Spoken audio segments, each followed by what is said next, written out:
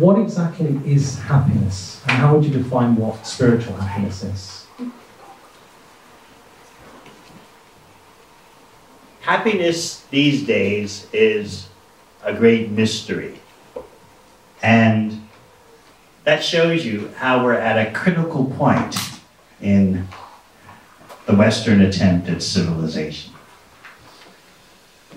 To understand what is happiness, that's like searching for the Holy Grail. What is it? And how can you hold on to it? You can approach happiness from the material point of view. A popular theory is that 50% of your happiness depends on your genetic makeup. Everyone supposedly has a happiness set point. Just like weight, you know, some people just can't move their weight less or more. Supposedly there's some kind of set point for body fat. Similarly, some material researchers propose that there is a genetic set point for happiness. Some children are born with a cheerio disposition, and others are born with a kind of gloomy disposition. So according to this theory, 50% of your happiness is already predetermined by your genetic makeup. And then there's another 10% which is very difficult to change because that happiness 10% is bound up with things like your job, where you live, your marriage. Now, all those things can change, we know that, but not instantaneously. So that's 10%. So you're up to 60% of your happiness. According to this material theory, 60% is very difficult to budge. But that gives you a 40% window of opportunity. When we talk about Bhakti happiness, Krishna consciousness, spiritual happiness, we're talking about how you have 100% possibility to affect your happiness. The Bhakti attempt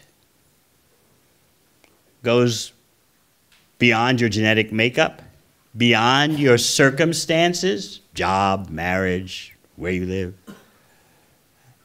100% is in your hands. That is real freedom. That is the real opportunity to be happy. It's interesting that you give me this topic because via the BBT, the Bhaktivedanta Book Trust, I've just published a small book called Hiding an Unnatural Happiness. It's due in the UK any moment. So Consider this. There are, according to Srimad Bhagavatam, for those who don't know, it's the graduate study to Bhagavad Gita, the prime Bhakti Yoga text. In Srimad Bhagavatam, it is stated that there are two kinds of persons who can be happy in this world. The first type we don't know about. The complete materialistic enjoyer who just says, happiness is all about the senses,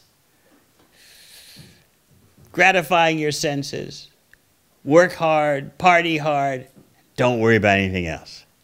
I know that there's no one here like that.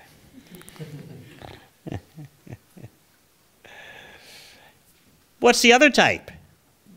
Since no one here fits into the first category, the Bhagavatam mentions, what's the other category? The completely enlightened person, self-realized soul, who is beyond all material influence, beyond all identifying with the body and mind. He or she is situated in the pure spiritual identity, in direct connection with the ultimate source of pleasure, Krishna. So, perhaps we have a few here like that, in that category? No, you're saying. So where does that leave us? We're not complete materialistic fools. Work hard, party hard, let the good times roll, get it while you can and leave it at that. And you'll say, you're not completely enlightened and self-realized. So Srimad Bhagavatam says, guess what? Everyone in between those two categories has to be in anxiety. You're neither a complete fool, nor are you completely enlightened. My definition of happiness, you're interested in that? Please. It's impossible to understand without connection to the ultimate source of happiness. Now, some people would say that they're not connected to any kind of supremacy, but they're experiencing happiness. I mean, I'd wager most people in this room probably have seen the last Star Wars film. Maybe not then. Wrong crowd. But people have experienced happiness outside of spirituality. So what is material happiness, and is there anything wrong with it? We need to understand happiness from the external and internal point of view. All right, I feel happy. 2 weeks ago, I remember I was happy. Remember that Saturday night 2 months ago? It was great, wasn't it? Fantastic. All right, you'll say, undeniably, that's happiness. But the yogis will say, look at the quantity as well as the quality. How long did it last? Now you'll say, well, so what? It didn't last long, but I had it. This time we almost had it all.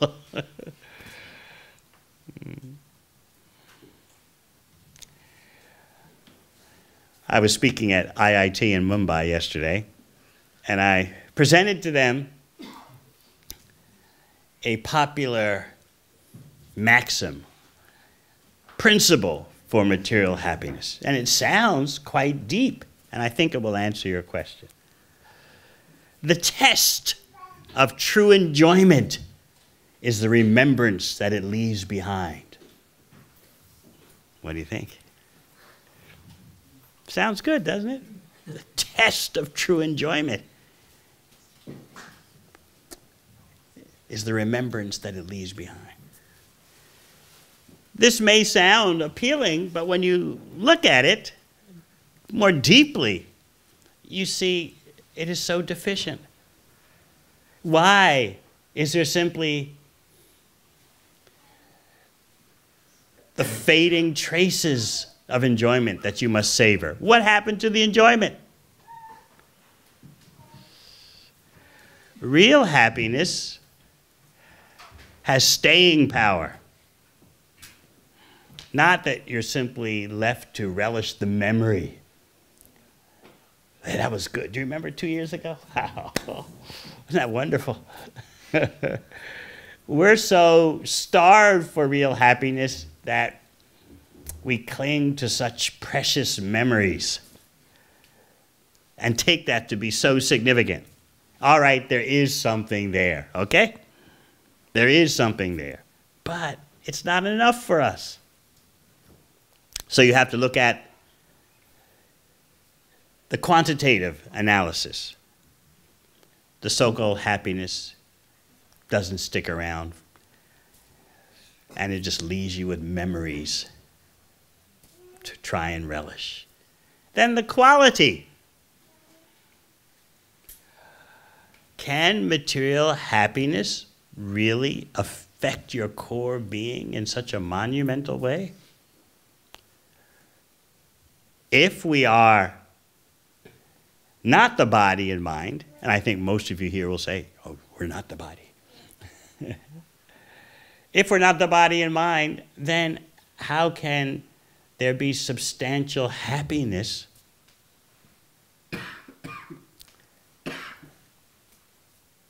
simply connected to the body and mind? If we're not that, So this is the internal analysis.